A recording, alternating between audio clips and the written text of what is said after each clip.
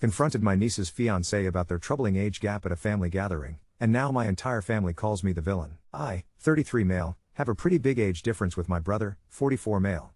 He had a child at 25, which means that I became an uncle at 14. Because we were pretty close in age, I formed a special bond with my niece, Ella, now 18F. When she was 16, my brother and his family moved away, so I've been seeing them less recently, but we keep in touch and catch up at family events. Last year, at Christmas, my niece told me that she had a boyfriend and told me a bit about him, but I didn't know the guy. He was invited for Easter and a couple of other events, but was never able to make it. When we were planning our mother's birthday, my brother decided to invite Ella's boyfriend so that we could all meet him. Yesterday was the birthday. I was looking forward to meeting Mark, Ella's boyfriend, but was very confused when I saw her walk in with a man that looked double her age. Spoiler alert, he is. She introduced him to me, and I politely smiled but was deep down very concerned. I went to my brother to ask how old Mark was, and he told me that Mark is 36, so literally double Ella's age. She had told me that he was a bit older, but I assumed like early to mid-20s, not almost 40. That's when they called us in the living room to share exciting news. Ella showed us a ring and revealed that they were engaged. I just said what the fuck, and everyone turned around and looked at me like I was crazy. I told them that they were out of their minds if they thought this was normal, that there was no world in which a 30-something should date an 18-yo, and that she shouldn't be getting married. All of them accused me of ruining Ella's happiness. Some even said that I was jealous of Mark, which is so fucking disgusting I can't even explain it. I mean, I'm younger than Mark, but never in a million years would I ever consider dating someone younger than 25. They told me that it was perfectly legal as they were both adults, which isn't true because they've been dating for a year and Ella turned 18 7 months ago, and that if they were happy that's all that matters. I told them that they were sick for allowing this and that he was a predator, but they wouldn't listen. I know this isn't my business, but I can't help but fear for Ella. She is young and doesn't really know what she's getting into. I'm really scared of her getting married and being unable to leave him when she realizes how sick it was. I then left and slammed the door, and have been receiving pretty wild messages and calls since then. I don't know if I was wrong for this and I'm just overreacting, and if I wasn't wrong I don't know what I can do to make them realize how wrong it is. Ada? Update 1. If you didn't see my previous post, here's a TL. Doctor, my niece is 18 and getting married with a man who's 36. They started dating when she was 17. When she announced she was engaged I said that it was wrong that he was so much older than her, but everyone else found it okay. So I've taken the past 24 hours to really reflect on all of this. I tried to take in most of the advice in the comments, and here's what I have decided. I don't think that me telling her and everyone that the relationship is weird was wrong. I do however think that I did it wrong, and it was pretty harsh because it was in the heat of the moment. But I still find this very creepy and don't think she should get married. What I've decided to do is, 1. Apologize to her. I sent her a text saying I was sorry for my outburst and that I should have thought it through beforehand. I told her that I never wanted to make her feel like I didn't want her to be happy, and that I loved her very much and had her best interests in mind. 2. Ask her if we could talk about this. I asked if she would be okay and free to hang out and maybe get coffee this week to talk about all of this with a clear head. I really want to try and get her to see why it's weird and that maybe marrying him is not a great choice. 3. Explain myself to my brother. I sent him a text saying that I was sorry for the way I said it, but that I still thought that it needed to be said. I explained to him why I think Mark is a predator and this relationship could have a very negative and damaging impact on Ella. I'm still waiting on their replies. I'll update when they reply, or when I see Ella, if she accepts, depending on how long it would take. In the meantime, I really want to thank everyone who gave me advice and was constructive, and really tried to help my niece out of this situation. Update 2. Ella replied and told me she agreed to meet with me and talk. I just came back from seeing her. Here's how it went. She asked me what I wanted to tell her and I started explaining that I didn't think her relationship was very healthy, and that no older guy should want to date a teenager. I told her that she was an incredible woman, so I wasn't saying it was weird that someone would want to marry her, but that guys my age normally shouldn't even look at a teenager. She wasn't convinced and said that sometimes it's true but sometimes it's okay. I asked her how she would feel if I told her that someone born today could be her future partner, and she said it felt really weird.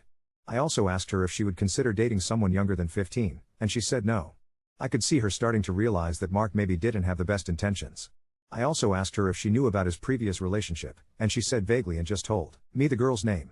I asked her if she knew how old the girl was and she said she was 21. I also asked her if she knew that their relationships overlapped and she said that Mark always told her he was single since they met, but she kind of felt like that wasn't true.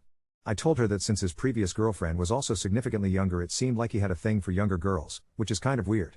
After discussing that, she told me a bit more about her relationship. She told me she was starting to feel weird about it because of Mark's recent behavior. I asked what she meant and she said that he had been flirting with a lot of girls, who were all also younger, including some of Ella's friends. When she confronted him he sort of gaslit her into thinking it wasn't flirting. He was also making a lot of comments about having children with Ella and how cute it would be to see her raise them. She told me she was absolutely not ready for that and also wanted to go to college and work and not be a som. Because of all of that, she was doubting her relationship, and I told her that I understood. She said she was scared of breaking up with him because he had become her whole life recently and she didn't know what she would do without him. I told her that she was surrounded by people who loved her and would be there for her, and that she was a lot more than just Mark's girlfriend. I said that she knew my opinion on it, but that ultimately the choice was hers, and that I just wanted her to be happy. I also said I would be there for her no matter what. She told me that she will try to break up with him this week, and she'll let me know how it goes. I'll edit this post if I have more info. Also, again, thank you to everyone who gave advice and tried to help us. I really appreciate it. Edit. Okay, so I just want to say, some people in the comments seem to think that this is fake, and you know what, I can understand. And I don't really care. I'm not asking you to believe that my life is real or fake, and it's great that you don't just believe everything you see online. But I just want to say this, there are hundreds of people on here or elsewhere that share similar stories. I'm not really affected by people thinking I'm lying, mainly because I'm not the one in that situation, but some people might be. Some people come on here to share something that might have traumatized them, and the last thing they want is for others to think they're lying. So if you don't want to believe me, that's fine, but the next time keep that to yourself. It's fine to not believe something, but you don't have to say it, because it might make other people feel really bad. Update 3. Since my conversation with Ella, I would check in on her once or twice a week and ask how things were, and she'd always tell me pretty much the same as what she told me a month ago. Basically, there were many red flags and she was getting more and more uncomfortable in her relationship, but she also didn't know how to break up with him. I tried to give her some advice but eventually told her that I thought she should do it when she felt comfortable. Yesterday I called her to know what she had planned on Christmas and if she'd be coming to the Christmas dinner that I was hosting, and if Mark would be coming. That's when she told me that she had broken up with him the evening before. She was pretty shaken up, so I didn't ask for too much detail and asked if she wanted to come to my house for a while. She said that Mark had left to stay with his family when she told him, so she was okay staying home. This is maybe not a very detailed update, but here's what I know. She told me that he had been getting angry at her all week for small things, and then they were talking about Christmas and he insisted that they shouldn't go with Ella's family and instead spend a week with his family because they see them less often, they live out of state. And after that he made a comment about how he hoped that the next year as a present they could give his mother a grandchild, and Ella said that's what really made her break up with him. And she also told me that she would be coming alone for Christmas. I don't know what she told him or how he reacted, and maybe she'll tell me more in a while when she feels better, and if not I won't ask her to. If I get more information I'll edit this post, but for now that's it. Update 4. My niece and I were just reminiscing about everything that happened and I decided to show her the posts I had made back then in the comments. She read a lot of it and wanted me to thank all of the people that were kind and gave advice or tried to help her. She also told me to tell all the people who shared similar stories how sorry she was that it happened to them. Some people were also asking for updates, so we wanted to let you know what the situation was. Since she broke up with him, Mark has tried to come back multiple times, apologizing for the things he said and trying everything to win her back. He was very insistent, but she never took him back and I'm really proud of her for that. She managed to find a nice apartment and has cut all contact with him. I guess you could say that all's well that ends well. It wasn't easy, but Ella has been strong and now she's happier than ever, which is the only thing that matters. Thank you to everyone who helped and supported her. Your kindness means a lot to the both of us. Wishing you all the best. Edit. I forgot to say this and I feel like it's important to share it. While we were talking, Ella was originally telling me that she was very ashamed and felt stupid for not seeing how bad the relationship was. She somehow felt like it was her fault for being too naive. I reassured her and told her that in no way was it her fault, but what really helped her see that was reading all of the similar experiences that happened to other people. Maybe it seems stupid, but she realized that it wasn't any of those people's fault, so it wasn't hers either, and she wasn't the one who should be ashamed. Update 5. So, I honestly thought everything was over and done with after the last update, but life said, hold my beer. This is probably my wildest post here yet and I feel like I need to chronicle it, both because some of you have shared your journeys with my niece and I, and because, honestly, what just happened is something I would not believe if I wasn't seeing it myself. First, the good part, Ella is really thriving. After settling into her little apartment, she threw herself into school and her part-time job at this comic shop that totally sounds like the kind of place where sitcoms happen. She's making a genuine group of friends who, by the way, are so much cooler, and closer to her age, than any Mark. I visited a couple of times, and her living room has slowly morphed into a chaotic, beautiful mess of textbooks, snacks, and indie band posters. It feels alive rather than, well, the stifled vibe Mark used to give off. Now, the crazy part, if any of you thought Mark would fade quietly into the background, well, you'd be wrong. About 2 weeks ago, Ella called me late, like, post-midnight, should I be worried? Late.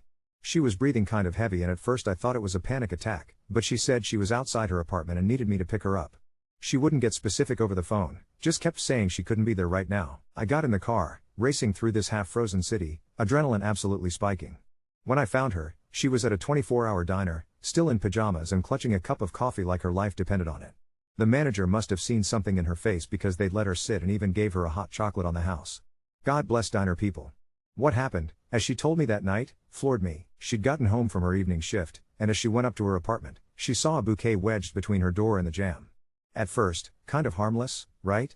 But it gets unsettling fast. Attached was a letter in Mark's handwriting, basically begging for another chance and, most disturbing, mentioning things she'd never told him, stuff she'd posted on her private Instagram only her actual friends can see. Like how she was nervous for her genetics midterm, or a silly inside joke about Team Edward that she'd shared only in her stories. It suddenly hit us both. He was following her with a burner account, or maybe had someone feeding him info. Super creepy, but unfortunately, not illegal. Ella called the landlord, who said a friend of hers had talked his way into the building lobby earlier that evening. The only reason Mark wasn't able to get to her actual unit was a broken elevator, thank you, faulty 1970s construction. None of this, again, is illegal, but it very much crossed every boundary she needed. She was terrified to go back to her place, so she stayed crash-landed on the couch at my place for a week, cuddling my extremely judgmental rescue cat and mainlining old sitcoms. I offered to help her file a report, but she hesitated. She didn't want to escalate, and she definitely didn't want to get her dad or my brother involved. Yet, here's where things got even weirder. Because I got a Facebook friend request from Mark. Me, of all people, the guy he knows literally called him a predator in front of half the extended family.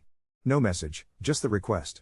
For the next day or two, I started noticing weirdly upvoted, half-threatening comments on public posts I'd made. Nothing outright, but lots of it so sad when family gets between true love and be careful who you alienate, things change. Look, maybe it was just some internet weirdos, maybe it was Mark being subtle, but it felt targeted as hell. So I called a friend who's an IT security consultant, and she did some snooping. Turns out, yeah, Mark's Instagram, just his name and a photo of some mountain, had several follow requests pending for Ella and her friends. He was watching our stuff with an account that barely posted, basically a digital ghost. I don't know if this is routine for breakups nowadays, but it creeped me out. Here's the twist, though. Ella took a deep breath and finally looped in my brother, who at first thought we were exaggerating. Until Mark showed up, in person, at my brother's office. He walked into the lobby unannounced with a manila envelope, and asked the receptionist if she could pass along a personal package to my brother. According to my brother, who called me right after, Mark seemed totally calm, except for this kind of glassy, hollow look. Inside the envelope were printouts of photos, hundreds of photos, judging by how my brother described the thickness, all of Ella, or Ella and Mark, or Ella and her friends, spanning pretty much their entire relationship. The last photo was just a map with Ella's new building circled in red marker. There was nothing written on any of the pages, not even a note, just the address, the photos, and that ominous feeling you get when a cold wind hits your neck at night. That was finally enough for the police to be interested.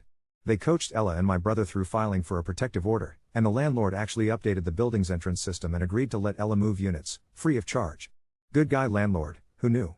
I helped her move, and she's now got new locks, new keys, and a building manager who knows to look out for any weird, older men hanging around. In the aftermath, Ella's gotten super close with her new friends. The comic book crew basically adopted her on moving day, and she started seeing a therapist who specializes in supporting people who've left controlling relationships. She actually wanted to attend a college out of state, and after all this, we're back to talking about her dreams instead of just her survival plans. Which, I've got to say, feels like victory. As of writing this, Mark hasn't tried anything else. The police have him on record, and the story's gotten back to our family, who now completely understand why I overreacted at that first engagement dinner. So, to everyone who DM'd and asked for another update, here you are, believe it or not. My niece is safe, healing, growing, and this nightmare is finally starting to look like something we tell as a cautionary tale, not as an ongoing fear. I wish I could go back in time and make her first grown-up relationship healthy and wonderful. I can't, but at least I know now that she's way stronger than I ever gave her credit for, and I hope if you're reading this and it feels familiar, you know you're not alone, and there are people on your side. Even if it's just some anxious uncle in half the population of Reddit. Update 6. So, I wish I could say the last post was the end, the final epilogue, fade to black, everyone moves on, but as it turns out, life sometimes insists on going through a couple more plot twists, whether you're ready or not. If you're reading this, congrats for sticking with me through what's now turning out to be a saga worthy of a true crime podcast, which, for the record, Ella is now jokingly threatening to start. First, good news takes the lead. 6 weeks ago, Ella sent me a photo of her new college acceptance letter. She's officially going to university out of state in the fall. I don't think I've ever seen her this excited and genuinely relieved. Her new friend group threw her a farewell tour comic book trivia night at her favorite shop, complete with a giant, hideous homemade banner that said Mark free since 2023. In glitter paint. I'm not crying, you're crying. She's also taken up kickboxing. Yes, seriously. Her friends called it self-care with uppercuts. I think she just likes feeling strong in her own body after a year of constantly looking over her shoulder. Now, about Mark. This is still so surreal that I had to get permission from Ella to even write it out, and while some details are a bit delicate for public airing, She's on board if I keep some privacy. A couple weeks after the move, when things had finally started to really settle, long walks at the park, classes back in session, Saturday afternoons with grilled cheese sandwiches and cartoons, Ella got a call from a number she didn't recognize. She ignored it at first, but a couple hours later, her friend Kat messaged her, "Hey, why is Mark texting me? Did he get a new number?" Cue renewed panic. Turns out Mark had started sending group DMs on Instagram, to Ella, to several of her friends, and, wildly, even to her old high school English teacher. No, we don't know why. The messages weren't threats. They weren't even personal, exactly. Instead, Mark had apparently decided to try a full-blown come-to-Jesus redemption pitch. Wall of text confessions about how he'd been going to therapy, how he'd found God, how he finally saw the darkness inside him. He begged forgiveness, but also, weirdly, attached PDFs, actual PDF attachments, of writings he'd apparently been doing about age gap relationships in modern society. It was both sad and kind of scary in that unhinged manifesto way. But, crucially, he never tried to see her again, never referenced her new address, and didn't attempt anything face-to-face. With the help of Ella's new therapist, she decided her response would be nothing. No reply, no reaction, no countermessage. We also talked with the police officer who'd helped get the protective order, and, is this 2024 or what? But, they recommended blocking, screenshotting, and saving everything, just in case. Ella's new building is locked tight and she's got not just one but two neighbor friends who've informally agreed to sound the alarm if anyone weird is hanging around. The fallout, if you can call it that, has been bizarrely positive in our own family. Maybe it's that nothing focuses attention quite like finding out someone printed out hundreds of private photos and hand-delivered them to an office, but word has gotten around. Remember how at first some relatives accused me of being jealous? Now that tune has changed, sharply. My brother and I, who'd barely spoken civilly after our first blow-up, finally had a proper sit-down over pizza. He told me he felt like an idiot and admitted he'd ignored warning signs because it was easier to write off the discomfort than confront Mark about it. Family dinners are a little less tense now. Ella says her dad's finally just become dad again, instead of don't rock the boat guy. Meanwhile, Ella's grown more than I can articulate. The last time we grabbed coffee, she spent half an hour telling me about her upcoming elective, women's studies, which she picked because she never wants any other girl to think she's imagining things when her gut says something's off. She's helping her friends do the paperwork and phone calls when they have creepy exes. Sadly, at least two already have. She even started writing a zine, with plans to do a little run before heading to college. She wrote the first essay about red flags that aren't always obvious, and let me read it. It's brilliant, by the way. One last whirlwind, last weekend, at a family dinner, my mom's birthday, again, full circle, one of my younger cousins brought his new girlfriend. As soon as introductions were over, and before anyone else could blink, Ella half-jokingly said, "Hey, just so you know, if he ever turns out to be a creeper, you text me or my uncle here. We got you." We all laughed, but there was a mood in the room I'd never felt, a collective sense of, yeah, actually, we do have each other's backs from now on. Mom might have gotten a little misty, but blamed it on the cake. For anyone reading this, especially if you've been scared to voice your gut feeling, or worried you'll cause drama, or struggle with the aftermath of someone gross latching onto a vulnerable moment, please, trust yourself. Root for your people. Sometimes overreacting is code for reacting in time to save someone pain. I wish I'd been faster, but Ella doesn't blame me. She says what mattered is, when it counted, I listened and stuck around. There's not always a big, dramatic moment when you know things have turned a corner for good. Sometimes it's realizing the only letter you get in your mailbox is junk mail, or watching your niece laugh at dumb memes with her friends late on a Friday. Sometimes it's knowing that the people who love you will show up, every time, even in pajamas or with cat hair on their shirt. Ella's story isn't neat, or over, or tied up. But she's living it, not surviving through someone else anymore. And that's more than I dared hope for, back when the nightmare started. Update 7. I think I finally understand why people say life comes at you fast, because sometimes, while you're still catching your breath, life grabs the wheel, makes a wild left, and suddenly you're driving into parts unknown with no idea what billboard you'll pass next. I keep saying this is it, this is the resolution, but as you might expect by now, just as things were normalizing, stuff took another sharp and bizarre turn. Here's the wild ride. First off, Ella, she's officially left for college out of state. I helped pack her up and drove the first leg. She alternated between singing along with the radio, reading feminist essays aloud, and napping in a ball next to 3 bags overstuffed with manga and thrifted Doc Martens. Her new campus is awesome, progressive, bustling, lots of art and book fests, the kind of place where, as Ella put it, everyone looks like they're on their third existential crisis, but in a fun way. She's in a hall with mostly first-year students, but her RA, resident assistant, for those of us old people, is only a year older and already seems like a supportive big sibling. I left her that evening surrounded by a flurry of excited voices and the scent of pizza and new possibilities. We all breathed a bit easier. For the first couple weeks, she sent photos, dorm kitchens, scraggly campus squirrels, her new friends at late-night study parties. She sounded happy, and more like herself than I'd heard in a year. I thought, maybe, this was the ending, a real, satisfying exhale. But the universe has a dark sense of humor. A few days ago, while I was half watching TV and half dozing on the couch, my phone buzzes. It's Ella's number, but the text says, "Uncle, please call." My heart stuttered. When I called, she was spooked, voice low and tight. She told me that her new roommate, Mia, had pointed out an envelope propped against their dorm room door when they returned from class. The envelope had no name, just a smiley face sticker. Inside, 3 Polaroids. They were photos taken from outside the tall, common room windows of Ella's dorm. One of her reading in the window nook, one of her and Mia passing a bag of cookies, one quite blurry but unmistakably from the sidewalk in front of their building. Each photo had a sticky note on the back, her full name, her dorm and room number, and, chillingly, her new college's mascot. No note. No signature. Just proof, someone knew exactly where she was, days after she'd settled into a totally new state. I feel like I aged 5 years in the next 5 minutes. I told her to immediately call campus security, which she did. To their credit, they responded fast, took down statements, checked cameras, and started reviewing guest logs. Her RA and campus security both became genuinely invested. Here's the good news, as far as they could tell, no one unauthorized got past the lobby doors, badges required after 6 p.m., and 2 front desk check-ins for visitors. That meant whoever took those photos had done it from outside, nothing criminal, but deeply, incredibly violating. That night, Ella stayed over with her friend Shay in a neighboring dorm, and I spent hours talking with the head of campus security, confirming with Ella there was nothing in the system to connect her to Mark, and that her protective order technically didn't apply across state lines unless they could prove it was him. Welcome to the wacky world of American interstate law. I offered to drive right back up, but Ella, stubborn, strong, said she wanted to face this with her new support crew, but she did ask if I could do some internet recon on Mark. So, that's exactly what I did, and here is where this story defies all sense of normalcy. When I checked all the social media we'd been keeping an eye on, there was nothing. The generic mountain photo Instagram was gone, as was his Facebook. But I'm a paranoid guy, and I figured if he was interested in her new life, he might use new handles. I dug around, cycling through college hashtags, student nicknames, followers of followers. In a stroke of weird luck, I spotted a blurry post on the campus's unofficial confession page.